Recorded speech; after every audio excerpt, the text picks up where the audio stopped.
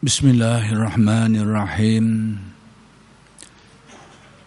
Alhamdulillahi rabbil alamin. Wa bihi nasta'in. Allahumma salli ala sayyidina Muhammadin nabiyil ummi wa ala alihi wa sahbihi wa sallim. Rabbi shrah li sadri wa yassir li amri wahlul 'uqdatam min lisani yafqahu qawli. Wala hawla wala quwwata illa billahil aliyyil azim. Ilahi anta maksudi wa ridhaka matlubi. A'tini mahabbataka wa ma'rifataka. Assalamualaikum warahmatullahi ta'ala wabarakatuh. Alhamdulillah wa syukrulillah.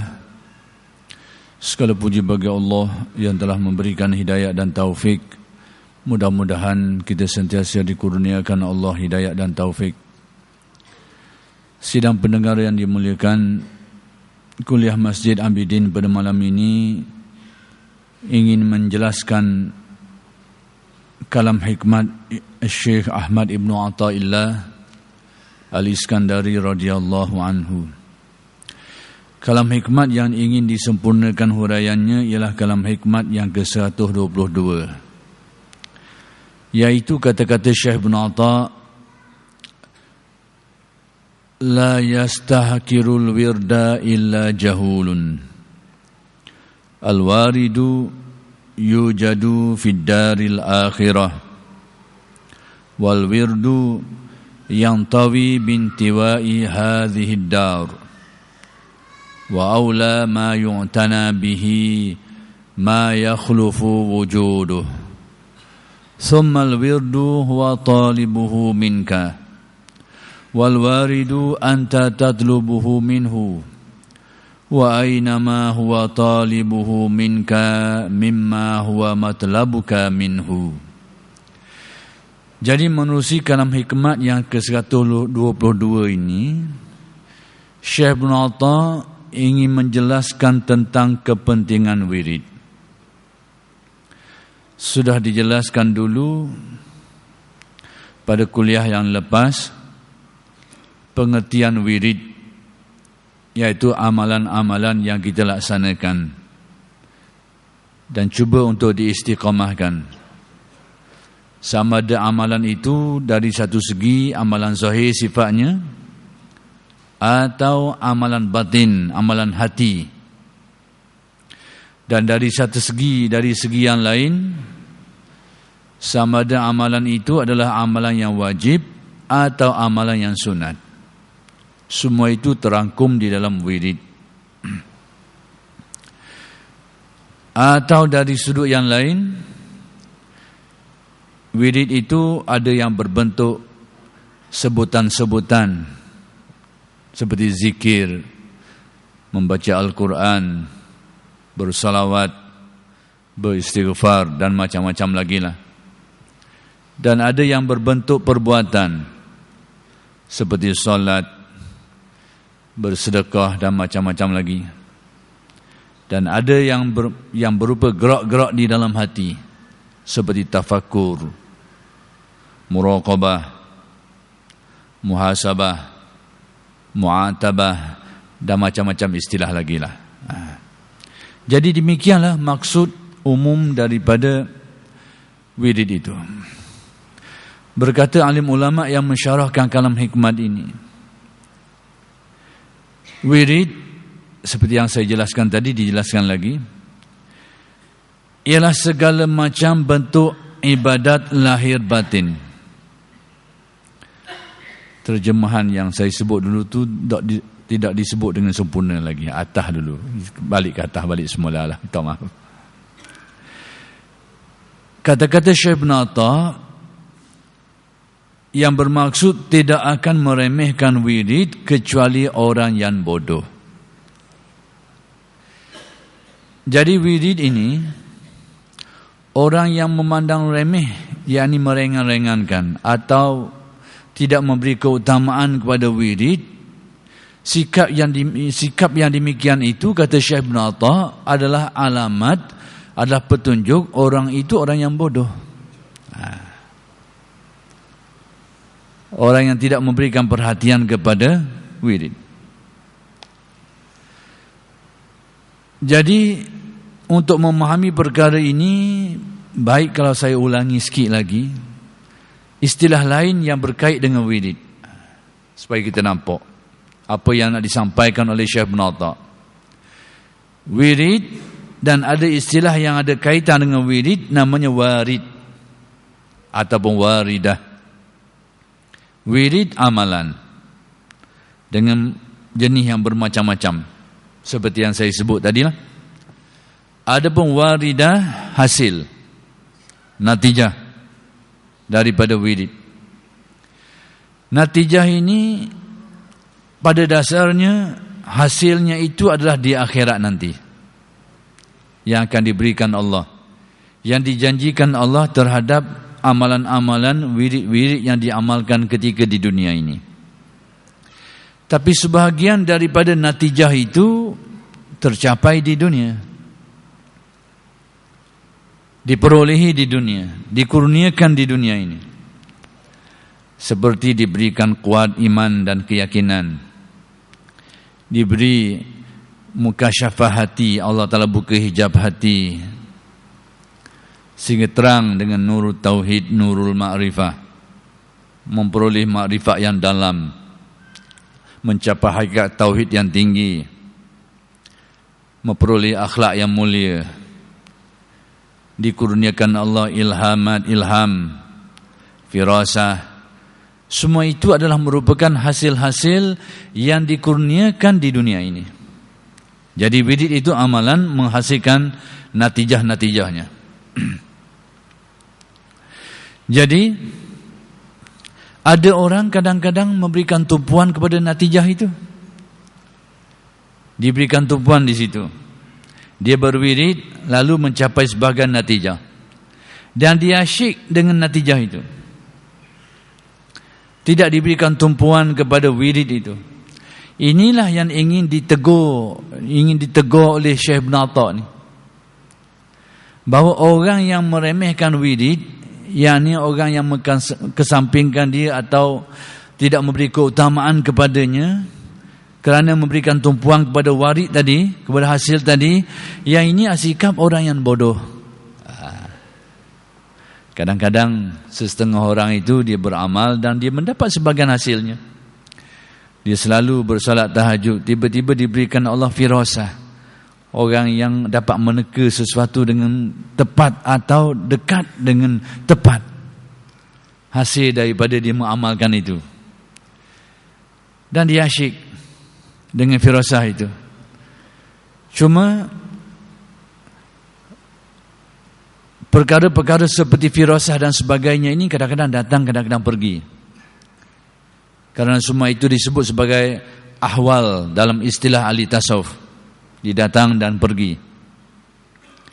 Jadi dengan mengamalkan amalan-amalan tadi, kadang-kadang seseorang itu dikurniakan bermacam-macam kurniaan. Antara contoh yang mudahnya nak beritahu, macam diberikan firasah. Dia tengok, dia buat jangkaan tepat ataupun kena. Itu sebahagian natijah. Jadi dia galik dengan benda ni kadang-kadang. Dia galik, disugati dengan benda ni. Tapi seperti yang saya katakan tadi, firasah itu termasuk ahwal yang sifatnya datang dan pergi. Tiba-tiba tak ada, tak dapat lagi dah benda ni. Ada susah hati. Susah hati. Sehingga amalan yang diamalkan sebelum ini pun tak dibuat lagi. Ini maksud Syekh Ibn Atta. Bahawa orang yang memandang remeh kepada wirid seperti tadi itu, ini adalah orang yang bodoh. Jadi Syekh Ibn Atta ingin menjelaskan sudut kebodohan orang yang bersifat demikian. Orang yang memandang rendah ataupun tidak memberi keutamaan kepada wirid. Nak dilihat dari sudut ini. Maka kata Syekh Ibn Atta, kurnia Allah yakni warid terdapat di akhirat. yakni pada dasarnya warid ini adalah pemberian Allah yang kita akan dapat, kita akan memperolehnya di akhirat nanti. Tapi seperti yang saya katakan tadi, sebahagian daripada warid itu dikurniakan di dunia ini. Tetapi wirid akan habis, terbalik. Tetapi wirid akan habis dengan habisnya dunia ini. Baik, alasan pertama sekali kata Syekh Ibn Atta, warid ini kita akan ambil dia di akhirat nanti. Adapun wirid, bila kita mati, habis bagian wirid itu. Adapun warid nanti berpanjangan, kita akan memperolehi, mengecapinya di akhirat nanti. Wirid hanya ketika masih hidup. Bila mati, tak ada, habis, sakat tu saja. Tu satu perkara. Dan sebaik-baik, yakni seutama-utama yang harus diperhatikan oleh seseorang, iaitu yang tidak kunjung habis. Kata Syekh Ibn Atta, yang sepatutnya kita berikan perhatian adalah sesuatu yang tidak, kata orang, ada habis. Benda habis-habis ni tak patut kita berikan keutamaan. Jadi pertama sekali Syekh nak beritahu bahawa memang warid itu kita akan dapat di akhirat. Kita akan dapat. Tapi wirid ini dengan kematian kita akan berhenti.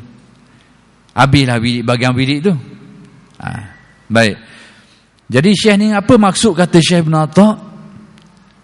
Sebaik-baik, yakni seutama-utama yang harus diperhatikan oleh seseorang, iaitu yang tidak kunjung habis. Baik, tengok lagi. Wirid itu sebagai perintah Allah kepadamu.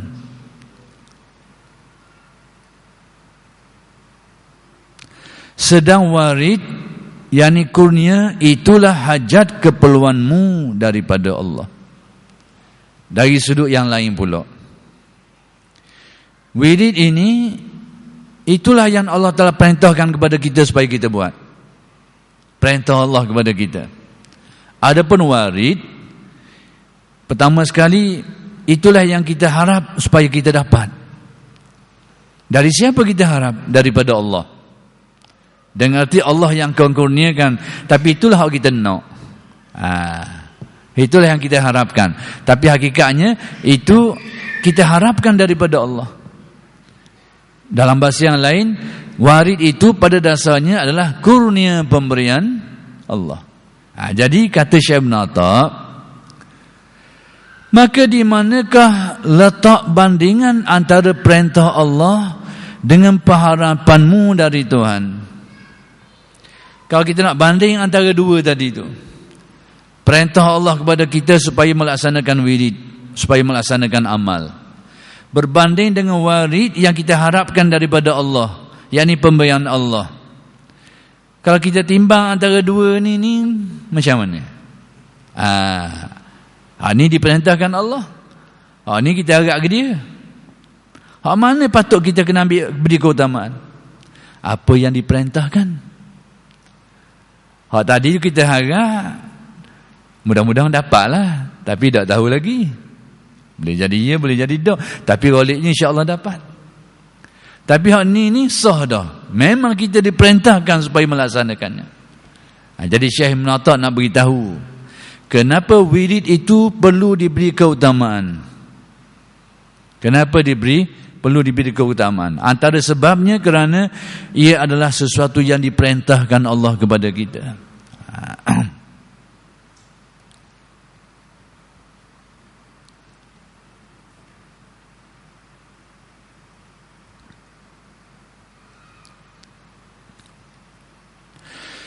Kata alim ulama yang mensyarahkan kalam hikmat ini, wirid ialah segala macam bentuk ibadat lahir batin, seperti yang diterangkan tadilah. Segala bentuk ibadah, sama ada ibadah zahir atau ibadah batin, semua itu disebut sebagai wirid. Ibadah zahir orang nampak kelih lah. Semayam, puasa, orang boleh tengok. Ibadah batin orang tak nampak. Gerak-gerak di dalam hati, zikir khafi di dalam hati, munajat hati, orang tak nak baca belaka tu. Muraqabah hati yang menilik kepada hadrat ketuhanan, orang tak tahu. Muhasabah kita merenungi hakikat diri kita dan mengisafinya, orang tak nampak. Mu'atabah kita mencerca diri kita yang melakukan kesilapan dan kesalahan, orang tak tahu. Zikrul maut, mengingati kematian, orang tak tahu. Cuma mungkin orang nampak kawan ni, orang ni dapat sedih. Dia tak tahu kita buat benda. Cuma orang nampak sedih, nampak ni kawan ni dia ingat kemati, kita dia ingat yang mati bini, macam-macam. Boleh jadi belaka. Orang tak tahu. Jadi wirid ini ada yang zahir sifatnya, ada yang batin sifatnya. Baik yang wajib atau sunat. Jadi wirid ini ada yang diwajibkan. Yang diwajibkan iaitu solat, puasa yang wajib. Jadi itu juga dianggap sebagai wirid yang kita amalkan. Cuma beza sikit nisbah kepada ahli syariat, dia mengamalkan itu atas dasar kewajipan yang perlu ditunaikan. Ia buat sekalipun rasa beban, rasa berat. Tapi ahli sudut, ahli tasawuf atas perkara yang sama. Contohnya solat 5 waktu. Jadi kalau tengok dari neraca syariat, itu adalah kewajipan yang wajib ditunaikan. Dari sudut pandangan ahli tasawuf pula, dia tengok itu sebagai wirid.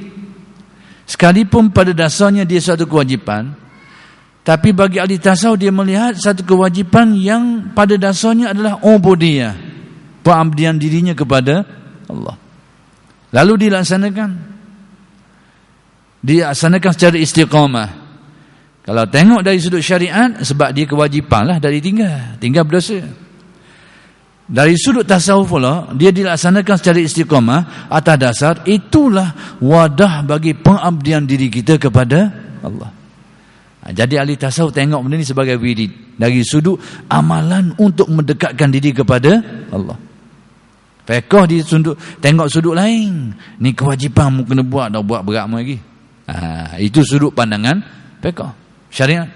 Tapi tasawuf melihat dari sudut itulah sebagai wadahnya manusia dapat mendekatkan diri kepada Allah, mengabdikan dirinya kepada Allah. Sebab itu tasawuf melihat ini dan menamakan sebagai wirid, amalan yang dikekali untuk mendampingkan diri kepada Allah. Kalau syarak, fiqh, syariat menamanya sebagai taklif, hukum taklif. Kena buat. Wajibat, kewajipan-kewajipan yang perlu ditunaikan. Sedang warid, yakni pemberian-pemberian Tuhan dalam hati hamba. Jadi warid itu pemberian Allah. Tadi Syekh Ibn Atta' sebut warid itu di akhirat. Itu pemberian di akhirat. Tapi syarah di sini sebut warid itu pemberian Allah ke dalam hati manusia. Berarti ini berlaku di dunia. Sebab itu saya kata warid ini ada dua bahagian. Satunya yang diberikan Allah di akhirat, kita akan ambilnya di akhirat. Ganjaran-ganjaran pahala, kemuliaan, kurniaan dan bermacam-macam. Itu juga sebahagian daripada warid yang akan kita ambil di akhirat nanti. Tapi yang nak dibincangkan dalam tasawuf, istilah warid ini lebih kepada warid yang dicapai di dunia. Sekalipun dari segi pengertiannya, warid itu termasuk juga ganjaran akhirat itu. Tapi dalam ahli tasawuf selalunya, bila dia membahaskan masalah warid ini, waliknya, mereka guna perkataan ini untuk menjelaskan tentang kurnia Allah yang diberikan di dunia ini, terutamanya yang dicampakkan ke dalam hati manusia.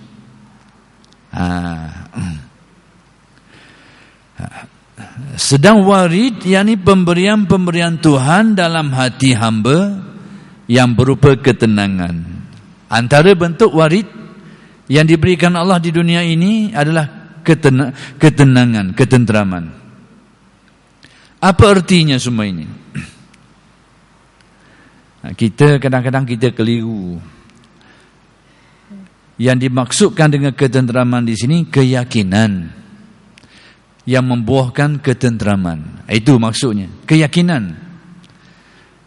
Kalau sekadar ketenteraman, orang tidak beriman pun kadang-kadang dia tenteram juga. Dia tenang. Dia ada 3 istilah yang dekat-dekat. Kalau kita tak perhati molek, keliru kita. Keyakinan yang membuahkan ketenteraman, atau ketenteraman saja, selagi kepuasan. Dekat-dekat. Kepuasan ni hasil daripada fizikal kita, anggota badan kita ini mengecapi nikmat. Tengok benda comel-comel, benda lawa-lawa, dengar benda sedap dengar. Tapi bila tak ada tu, balik asam mula. Balik asam. Itu kepuasan. Tapi ramai orang kita anggap itulah ketenangan. Sebab tu dia cari tempat yang salah. Dia nak cari ketenteraman, tapi sebenarnya yang dituju itu adalah kepuasan. Kau pula pergi situ sini ujung dunia je pergi. Ujung dunia. Kalau ada patak bumi yang nyala kali kau. Nak boleh benda-benda gini. Apa yang dinikmati melalui pandangan, pendengaran, kecapan rasa, makan minum, tidur yang enak, itu manusia kejap. Jadi orang sangka ini sebagai ketenteraman, padahal dia kepuasan. Pergi sehari 2 hari tenang, balik serabut mula. Habuk. Kena balik 2 hari sedap, 3 hari puas. 3-4 hari puasa tu. Tempat yang sama lagi tu. Tempat yang sama lagi puasa tu, tambah lagi tu. Ini kepuasan. Ketenangan ni tenang sikit, tak ganggu mikir. Boleh jadi disebabkan kerana tak ada masalah. Problem tak ada, tekanan tak ada, tenang sikit. Tapi yang dimaksudkan dalam kenyataan tadi warid, iaitu keyakinan yang membuahkan hakikat ketenangan. Itu sebenarnya keyakinan. Jadi dulu ada orang dia silap faham. Dia kata antara amalan-amal ahli tasawuf ni menganjurkan kita supaya banyak beribadah, banyak berzikir. Antaranya untuk menghasilkan ketenangan. Yang dimaksudkan ketenangan, keyakinan. Tapi ada orang yang salah faham. Dia kata ahli tasawuf ni beramal ibadah, berzikir ni nak seronok-seronok. Nak seronok-seronok, sesedar. Seronok tu saya rasa baik mengisak, nak jadi seronok. Contohnya kalau nak cari seronok-seronok tu. Jadi silap faham. Jadi bila silap faham, dipikir orang berzikir, orang beramal nak cari seronok-seronok. Mana ada seronok-seronok. Baik duk makan, pergi cari makan benda-benda sedap-sedap tu. Kalau nak seronok-seronok. Jadi yang dikenaki di sini adalah keyakinan. Keyakinan yang membawa kepada ketenteraman. Ketenteraman yang sebenar. Ketenteraman yang sebenar.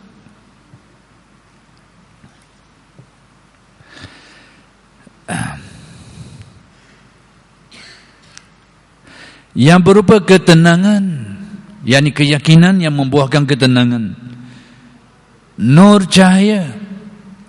Maksud nur cahaya ini cahaya petunjuk yang akan menerangi hati yang kelam, hati yang gelap, sehingga nampak hakikat-hakikat yang tinggi, nampak betul keyakinan wujudnya Allah, nampak sungguh pada pandangan hati tentang kekuasaan Allah, nampak sungguh dalam pandangan mata hati tentang keluasan rahmat Allah. Ini nampak ke dalam hati.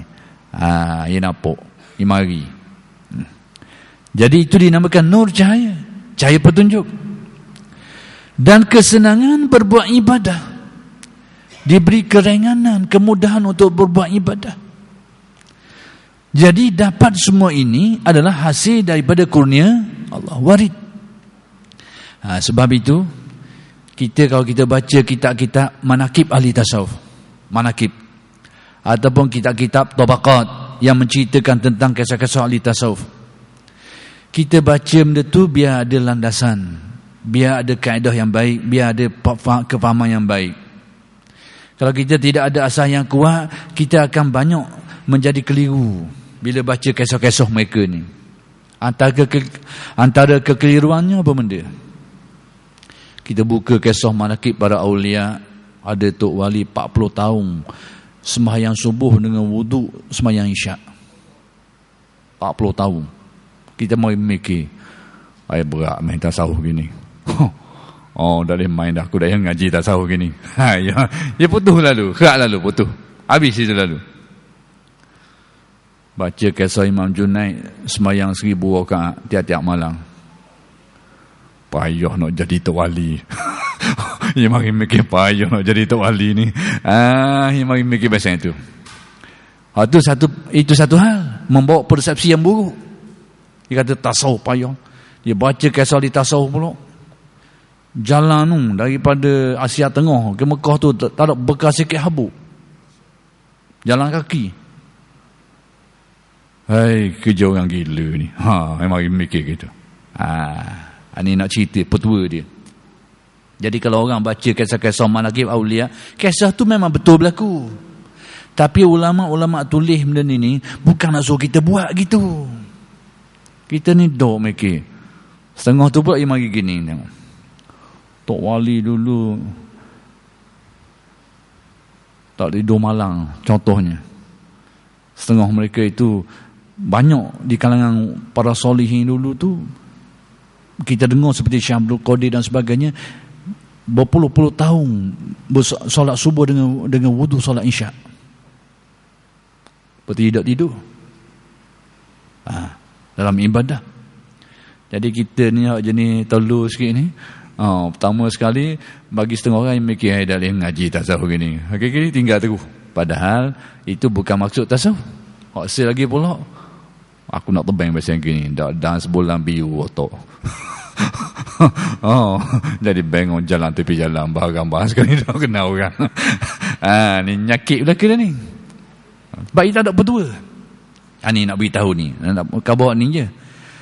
Bahawa dan kesenangan berbuat ibadah, merasa senang, merasa mudah, merasa ringan, ini sebahagian daripada warid. Kena ingat, itu sebahagian daripada warid. Artinya apa?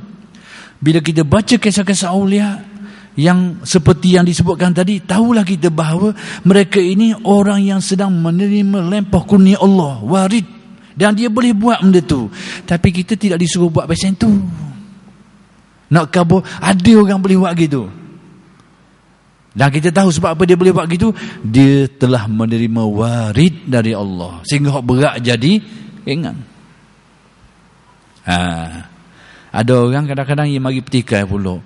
Ya ke main tak tidur malam 40 tahun? Ada pesan akalang itu kok jenis ahli-ahli zahir syariah. Ia bahan kau tu pula lagi. Cerita ni karuk. Tak pakai cerita gini. Tak betul. Mana ada main tak tidur 40 tahun. Setengahnya dia pakai begitu. Dia kata macam tu. Jadi dia kata orang ni tak tidur malam. Pada dia tak masuk akal. Benda yang tak masuk akal. Jadi akhir sekali dia akan tolak cerita ini dan dia anggapnya sebagai cerita dongeng, khurafat. Banyak kita dengar. Al-Imam Syafi'i, dia baca Quran khatam sekali sehari. Bulan Ramadan 2 kali sehari. 2 kali sehari dia khatam Quran. Riwayat Imam Syafi'i. Kalau kita nak buat macam dia, memang tak kerja buat kita. Bukan tak kerja buat, tak makan minum kita. Dah buat guna yang boleh tu. Inilah yang dikatakan orang itu telah dikurniakan Allah ihwal, warid, sehingga hak berat jadi ringan, hak payah jadi mudah. Baru dapat buat. Dan bukan kita disuruh buat seperti itu. Bukan disuruh buat seperti itu. Biar kita faham. Sebab saya sebut ni banyak berlaku salah faham seperti ini. Terutamanya bila ada orang baca kitab-kitab manaqib aulia, ia akan jumpa kisah-kisah seperti ini. Kisah itu memang ada riwayat dia, ada kisah dia. Tapi kita ni sebagai pembaca, apa yang perlu kita fahami daripada kisah itu? Apakah kita kena buat gitu? Atau macam mana? Inilah biar ada pedoman dalam bab ini. Taufik dan hidayahnya. Demikian juga mendapat taufik, mendapat hidayah Allah Subhanahu wa taala. Itu juga kesan daripada warid yang dikurniakan Allah. Jadi kita beramal. Sebab itu di peringkat awal ni kita berwirid dan kadang kita rasa berat, bebang, berasa payuh, malah. Tapi kita tebang, buat lagi wirid dengan ibadah solatnya, dengan macam-macam yang wajib, yang sunat kita tambah lagi, kita buat. Mula-mula rasa berat, lama kelamaan jadi ringan, bahkan jadi asyik, jadi lazat pula. Kenapa jadi demikian? Itulah maksudnya orang itu telah mendapat warid.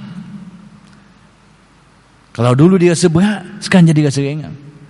Kalau dulu dia rasa dia buat amal, dia rasa panjang masa, sekarang dia rasa pendek, sekejap je. Tanda itu berarti sudah memperoleh sebahagian daripada warid.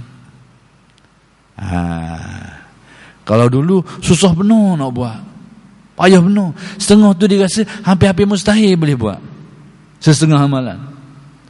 Tapi bila sudah diamalkan menjadi kelaziman, jadi ringan, jadi mudah. Itu juga sebahagian daripada warid. Nak cerita bab warid. Jadi dalam kalam hikmat ini, Syekh Ibn Atta' nak mengajarkan kita supaya memberikan perhatian kepada wirid, bukan kepada warid. Sebab apa? Antara alasannya, wirid itu perintah Allah kepada kita. Itulah yang sepatutnya kita laksanakan. Sama ada datangnya warid, marinya warid, tak payah fikir sangat. Yang penting berwirid, yang penting beramal, beribadah. Itu yang penting. Bagaimana wirid itu datang ke tidak ke, itu jangan diperkirakan sangat. Itulah yang Syekh Ibn Atta' nak beritahu, nak khabar kita. Sebab bila ada orang yang salah sikap dalam perkara ni, bila dia dapat sebahagian warid, lepas tu dia tak dapat lagi, dia tinggal amalan. Dia akan tinggal amalan. Sebab dia kata, tak jadi dah amalan ni, cari yang amalan lain pula, putar kau lain pula. Kali dia bengong gitu ya. Jadi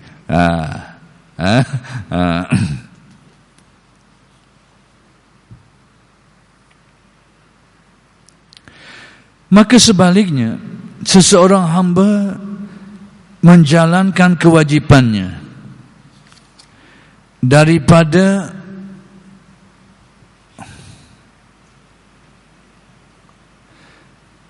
apa ni?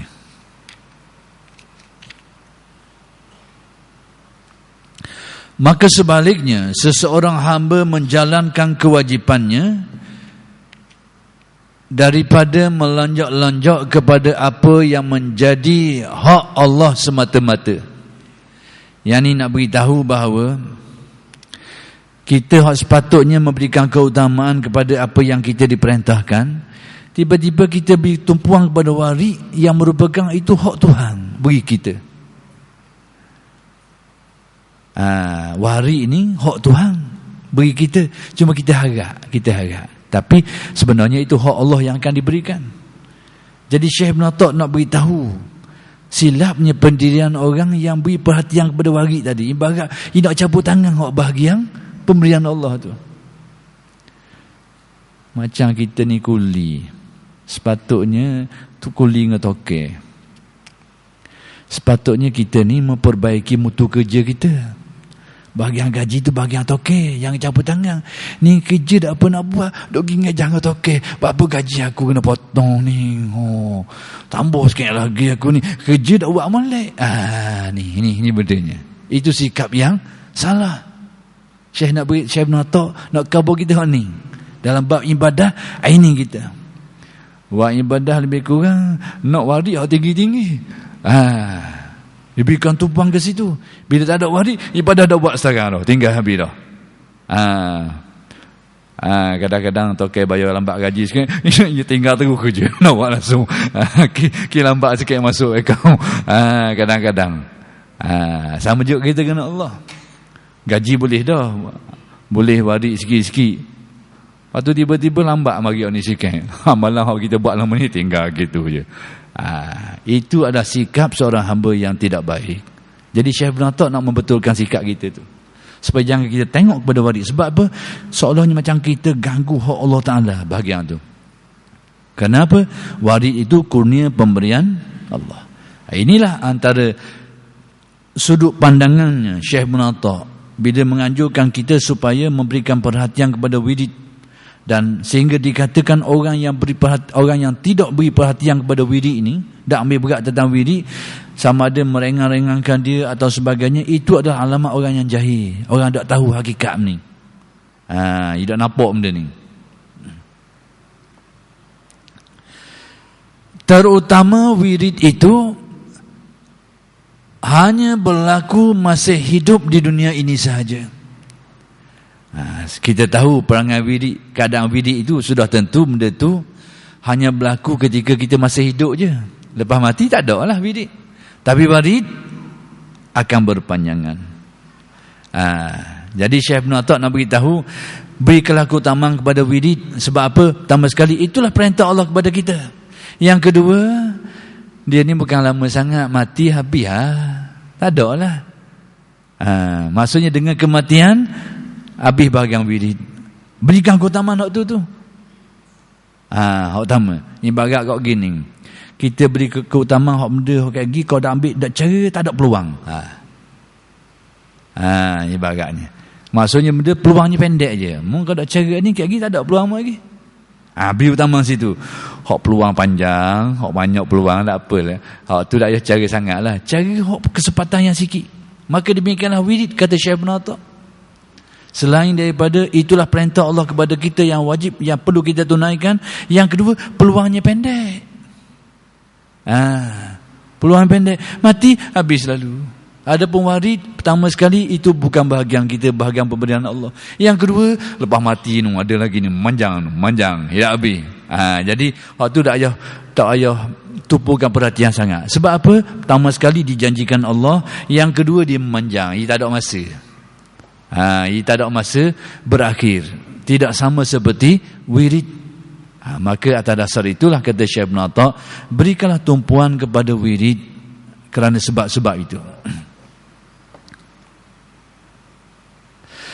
Rasulullah sallallahu alaihi wasallam telah bersabda, amal yang sangat disukai oleh Allah ialah yang dawam, yakni terus menerus, meskipun sedikit. Aisyah pernah tanya Nabi tentang amalan yang paling disukai oleh amalan yang disukai oleh Allah Subhanahu wa taala. Amalan hak guana. Jadi Nabi beri kekunci sifat amalan tu. Nabi kata adwamuha wa in qalla. Yang berterusan sekalipun sedikit. Nak beritahu bahawa sekalipun wirid kita tu sikit, tapi istiqamahkanlah dia. Sebab wirid itu dinamakan wirid bila dia diistiqamahkan. Kalau tidak diistiqamahkan, itu orang panggil amalan. Amalan akan bertukar menjadi wirid bila dibuat secara berlarutan.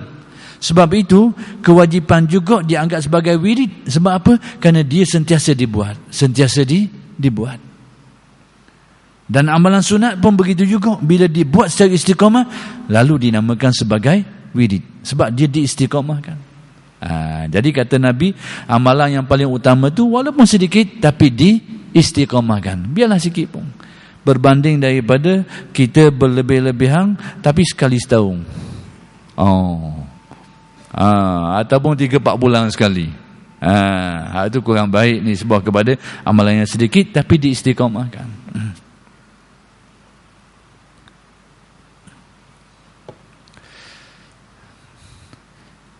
Al-Hasan Al-Basri berkata, siapa yang sama hari ini dengan kemarinnya, maka ia rugi.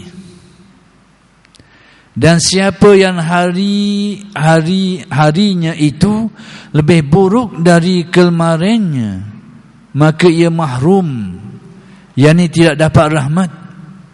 Dan siapa yang tidak bertambah, bererti berkurang. Dan siapa yang mungkin berkurang amalnya, maka mati lebih baik baginya. Kata Hasan Al-Basri. Tengok kucing dia beritahu. Apa benda kata Hasan Al-Basri? Pertama sekali, orang yang kemarin itu, sesiapa yang sama hari ini dan kemarin, tak ada pertambahan. Kemarin dulu hari ni serupa. Orang ni rugi, tarah rugi. Padahal kita tengok sama tu boleh tahan dah tu. Tapi pada pandangan Hasan Basri, rugi. Sepatutnya tambah. Satu. Dan siapa yang harinya itu lebih buruk dari kemarinnya. Ni. Hari ni buruk, lebih teruk daripada kemarin. Atau daripada tahun-tahun yang lalu. Hak ni guna pula ni. Maka ia mahrum orang ni, orang yang terdendeng, yang ni tidak dapat rahmat Allah. Celaka kah bahasa kita kau? Maksudnya hari-hari yang akan datang ni lebih buruk berbanding hari-hari yang lepas dah tu. Oh ni main berat nanang. Kata Hasan Basri, mahrum, orang yang terhalang daripada rahmat Allah. Jadi seolahnya nak beritahu, kehendaknya biarlah hari-hari yang akan datang tu menjadi lebih baik bagi kita. Menjadi lebih baik bagi kita itu, kita nak tengok dari sudut mana. Kalau sudut zahir terhad, kita tambah, kita sembahyang sunat 2 rakaat. Esok nak tambah 2 rakaat lagi, lusa nak tambah 2 rakaat lagi. Lopang banyak ni. Tak dan seminggu penuh jadual. Tak dan seminggu. Tapi hak lepas tu nak buat guna pula. Mungkin tukar kat malam lain, gitu juga penuh jadual. Maka sebab itu pandangan ahli tasawuf lebih tepat. Perubahan peningkatan itu bukan dari segi kuantiti amalnya, tapi dari kualiti jiwanya. Sentiasa diperbaiki. Khusyuknya bertambah, keyakinannya bertambah. Yang ini tidak ada penghujungnya. Yang ini tidak ada hentinya. Hak bergerak dalam tu orang panggil tarekat. Itu sebenarnya gerak dalam tu. Hak ni tak ada ujung. Tapi oleh kerana sudah sampai waktu, kita berhenti setakat dulu, dan insya-Allah akan bersambung huraian ini pada minggu-minggu yang akan datang. Aqulu qauli hadza wa astaghfirullahal azim li wa lakum. Assalamualaikum warahmatullahi taala wabarakatuh.